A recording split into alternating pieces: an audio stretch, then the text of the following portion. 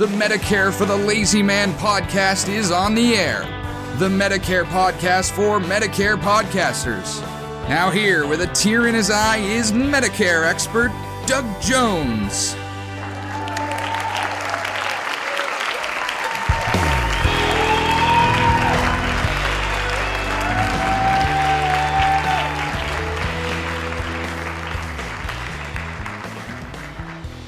Well, hello again, ladies and gentlemen. Welcome to another thrill-packed episode of the Medicare for the Lazy Man podcast. I am, as you may have heard my Canadian nephew Drew McMillan say, Doug Jones, your Medicare expert. Normally, I would spend the next 5 minutes flogging the books that I have for sale on Amazon, but alert listeners already know about all my books, and the rest of you should go to Amazon.com, look for Medicare for the Lazy Man, and its fellow tomes to learn all about Medicare. But we're clearing the decks today. This is a special edition of the Medicare for the Lazy Man podcast. We have a guest who is as close to being in the studio as is ever likely to happen. And this guest is going to share with us a solution to a huge problem that the government has created with regard to Medicare drug plans, Part D drug plans. We have a situation in which people are not able to get good advice, especially those who have complicated drug regimens or multiple drugs that they need to acquire or expensive drugs. And there is a dwindling number of people who are willing and able to professionally assist people in selecting the best drug plan that's available in their area. So we're going to have an expert tell us about a service that didn't used to exist. It's a very exciting service that I am so happy to have available. I want to learn more about it. I'll be learning along with you. So let us listen to Melinda Caughill from Hey MOE.com. Why we're here and why I'm here and what do we do. So yes, that would be awesome. That would be awesome because I know a bit about it. Doug is teasing a little bit that I never read anything, but I know he knows more detail now than the last time we visited. So I would be ever so glad to hear more detail. Yay! So Hey MOE is essentially why I'm here. Hey MOE, MOE stands for Medicare Open Enrollment. So Larry Curly Moe, that happens to be the hook. But we're essentially, when we say Hey MOE, we're saying, hey, Medicare Open Enrollment. We're saying, Okay. but so All right, Doug, now don't burn up the good stuff before we start recording. Oh, we're recording now. Oh, are we? Okay. Well, normally I do a little introduction, but we can skip that and I can add it later. So please continue, Melinda. Okay. So the Doug, you probably know this. This is shaping up to be, and we thought so, but this is shaping up to be one of the craziest Medicare open enrollment seasons Absolutely. ever, hands down. And I thought last year, the 2024 open enrollment season for 2025 would have been the craziest because that's when the $2,000 out-of-pocket spending limit hit. But Doug, you know this too, because it was an election year, the previous administration pulled out the stops to try to throw Band-Aids on everything so that we didn't effectively see the results of the Inflation Reduction Act on Medicare right away. So this year, we are really seeing the effects of the Inflation Reduction Act. And of course, because of the way politics, and I don't care what people's politics are, really, you can hate whoever you want. That's up to you. But when it comes to Medicare, I just want people to know things are a lot more complicated than just 10-second news sound bites. The craziness of the Inflation Reduction Act is why we are sitting here with one of the most insane Medicare open enrollment periods in Medicare's history. It's the Inflation Reduction Act. Medicare moves like a snail.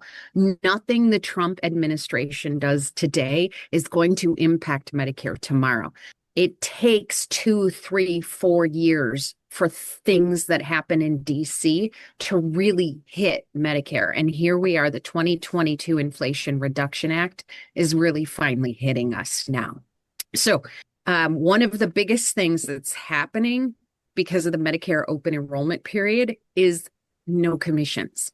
We've done a huge cost shifting, price shifting. We put into place a $2,000 out-of-pocket spending limit for consumers on Medicare enrolled in Part D drug plans in 2025. Once consumers hit $2,000 in out-of-pocket spending in 2025, they paid nothing more for the rest of the year for their medications. But that does not mean that those medications magically, woof, poof, became free. Somebody had to pick up the costs for those medications after a person hits a $2,000 spending limit. So who is it? Who is on the hook? That's the most important question that people are failing to ask. And that's why all this craziness is happening right now, because in the Inflation Reduction Act, the government dramatically shifted who was on the hook after a $2,000 spending limit.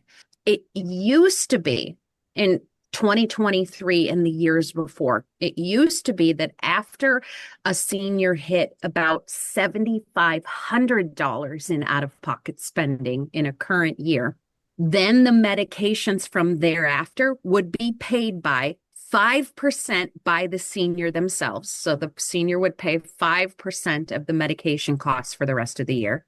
Medicare itself would pick up 80% of the Medicare costs for the rest of the year.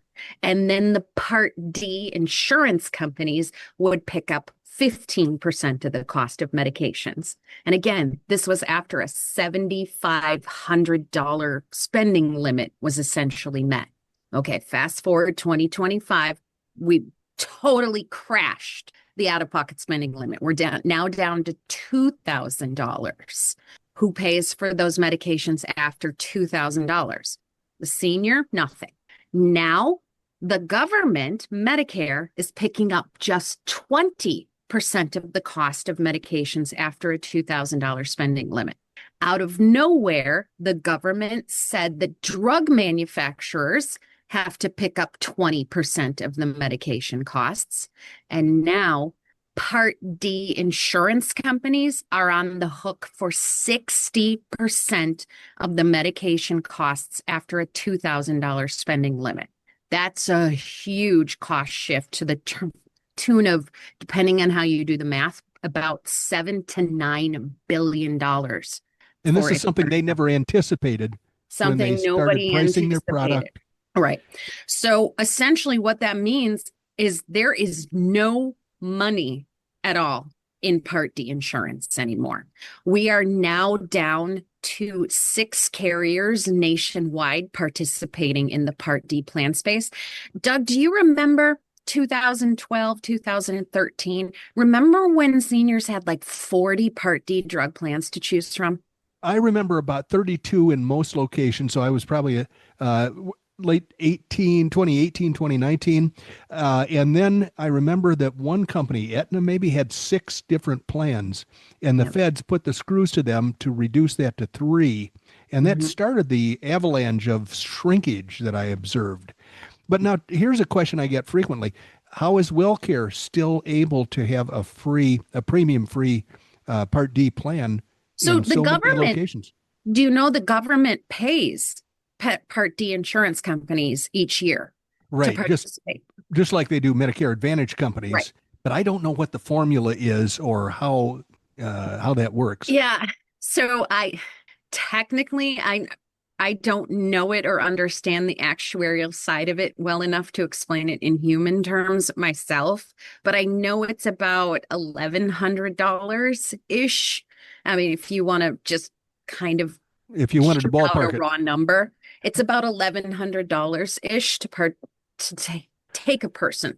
Yeah, and it's interesting that WellCare is using that to provide premium-free coverage in many locations. Yes, but yet other companies are not. Is the difference their formularies or? Oh, absolutely. Yes. Okay. So Part D drug plans, and actually in a lot of zip codes for this coming year, 2026, you'll see 3 or 4 zero premium Part D drug plans next year.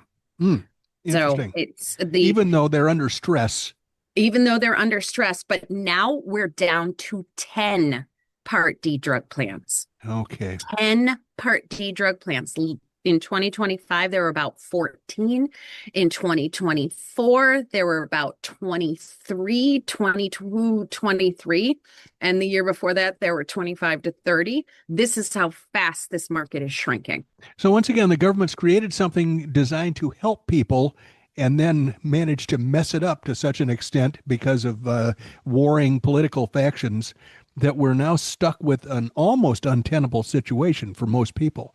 Right. If you are going to have a government-run healthcare program like Medicare, but for that government-run healthcare program to work, you are requiring private insurance companies to participate. You are actually structuring the worst beast in existence.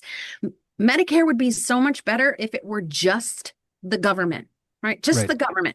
Or the system would be a gazillion times better if it were just capitalism, just insurance companies duking it out to try to get all the consumers and fighting, oh, I'm going to give you the best coverage.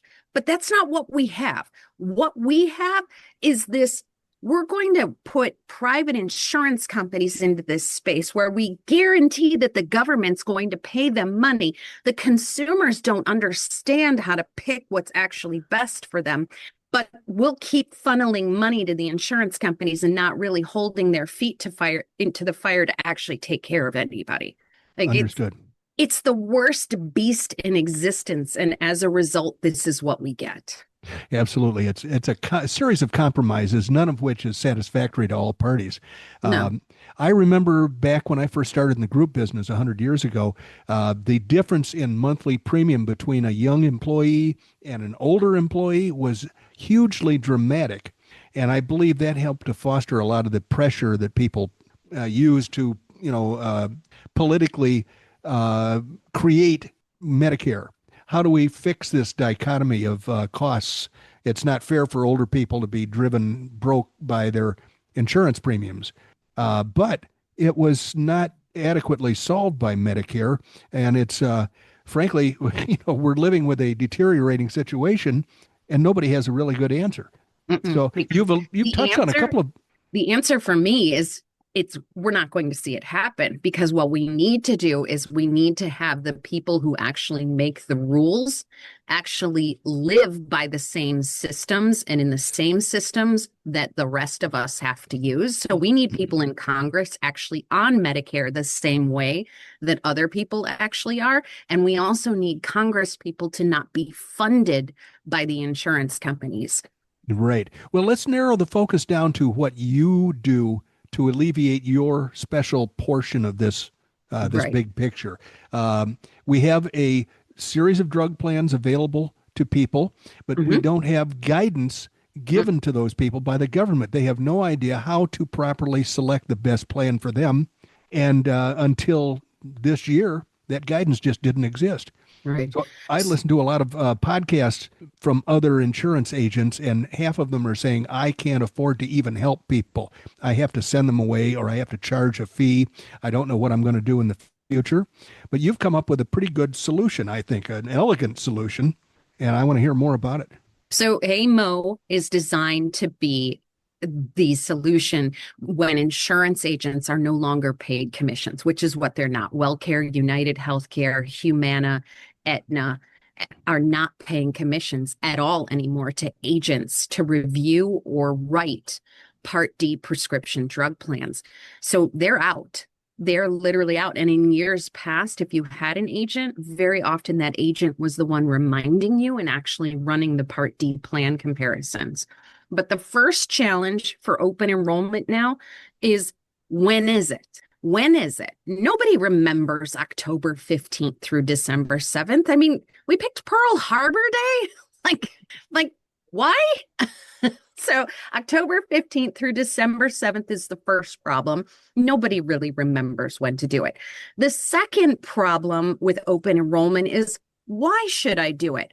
I hear all the time, and Doug, I bet you hear this too. My plan worked really well for me this year. Why would I waste my time trying to review it? That's the second problem. The Yep. third problem is, well, even if I'm motivated to review, where do I do it? How do I do it? It's so confusing. I don't know where or how to do that. So we've got three really major problems. Hey MOE is a tool that we built. And again, MOE stands for Medicare Open Enrollment. It's a tool we built because I help clients all year long make Medicare decisions on a fee-for-service basis. I'm not an insurance agent, but I consult with clients to help them make Medicare decisions. We built a better plan finder tool, a better comparison tool specifically for our clients. And it turns out, for once in my life, the timing is right. And it turns out a tool we built is actually really helpful for a lot of other people. But what it does, Hey MOE automatically compares your drug plans for you. You don't have to go out and do anything or put anything. Once open enrollment comes, Hey MOE automatically is running all your Part D drug plan options for you. And it's reaching out to you with an email saying, hey, Doug, we just ran all of your Part D plan options for next year. It looks like you could save $500, $5,000, $50,000 by making some changes. Click the button in this email, log into your account, decide which changes you want to make. So first and foremost, we are remembering when open enrollment is. You don't have to remember. We are remembering for you and reminding you, sending you an email.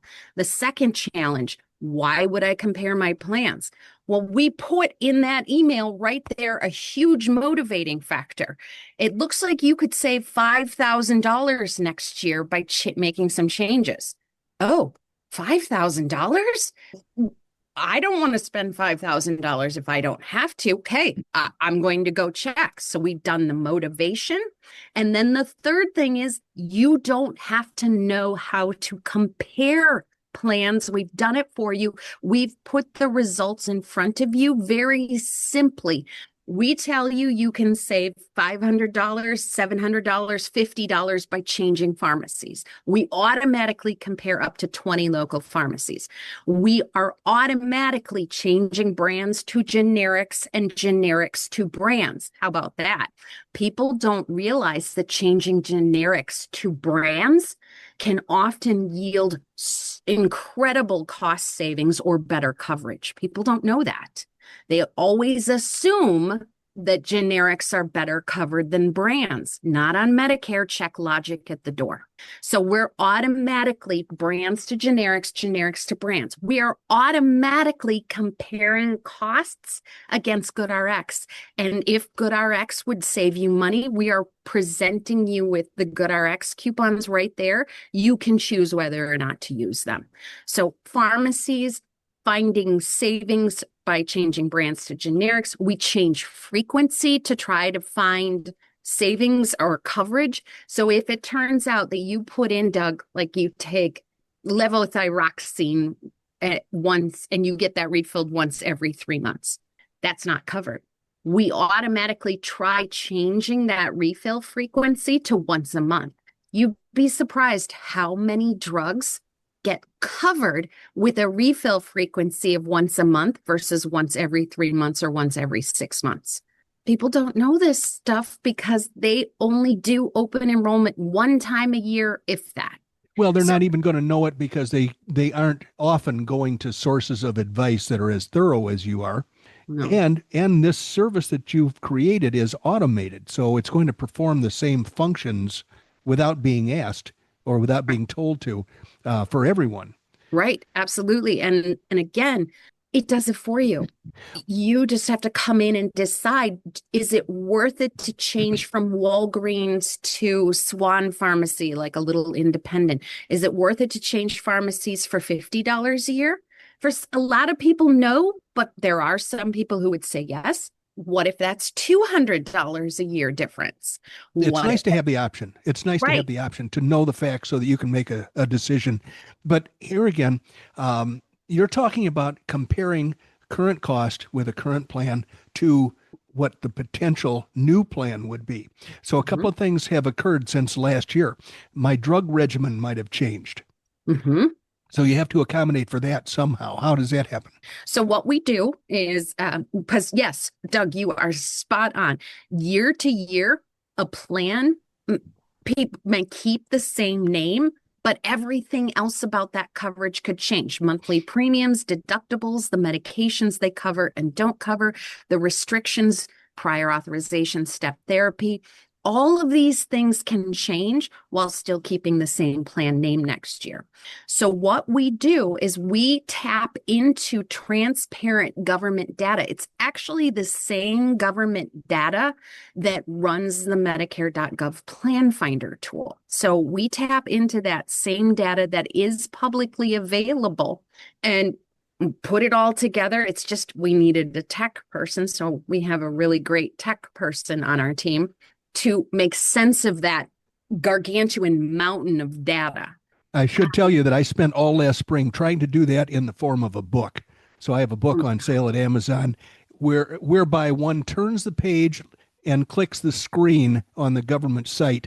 And, the book's about a half an inch thick, but it will walk somebody through. But it's like dragging them by their nose through a field of barbed wire.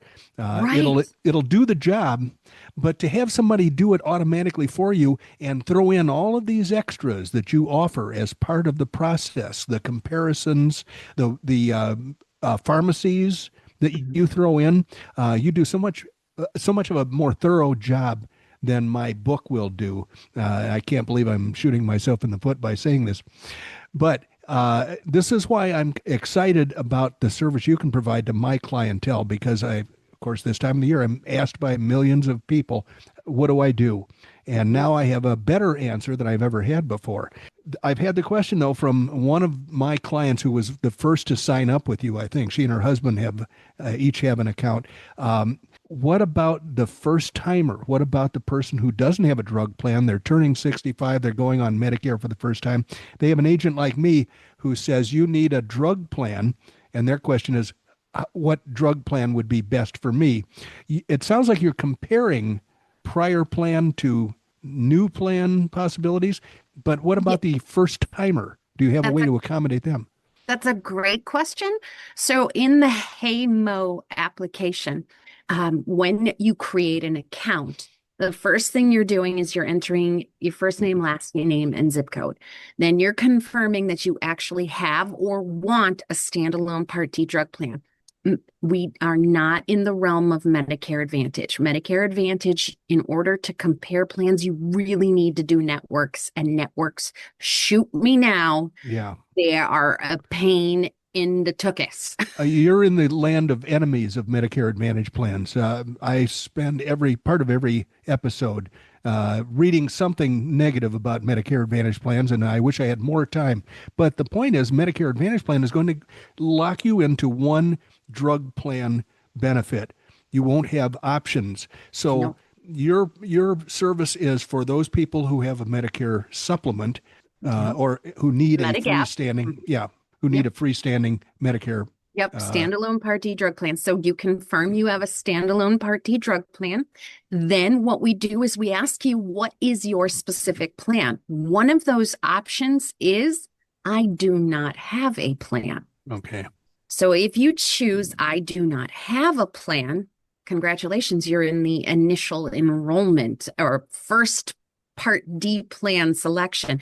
It changes the results just a smidge because we're not comparing what your current plan would look like next year versus all the other plans and what they would look like next year. Right.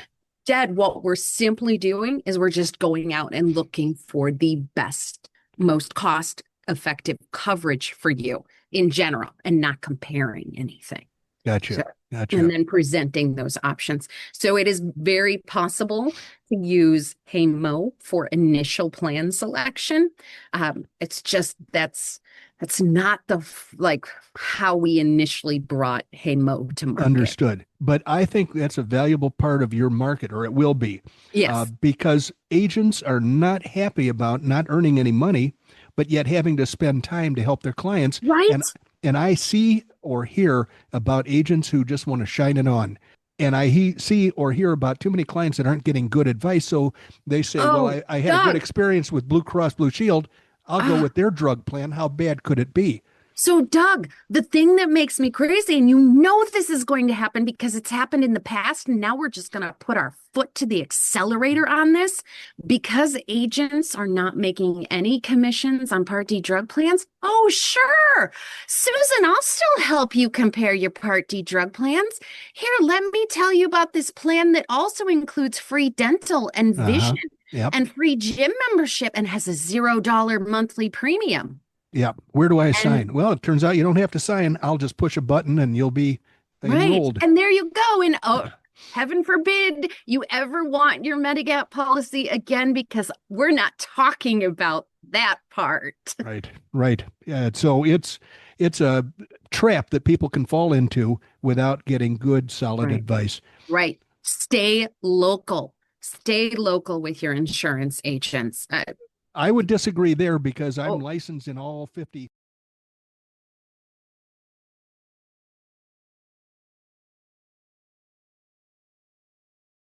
Well, ladies and gentlemen, this is a strange turn of events. We have a guest who has all of a sudden decided to tell you to only deal with your local insurance man. How will this end? This is a very perplexing way to end this episode, but we must end the episode because my conversation with Melinda goes on for quite some time into the future. And so we'll all just have to tune in for our next episode in order to see how things are resolved.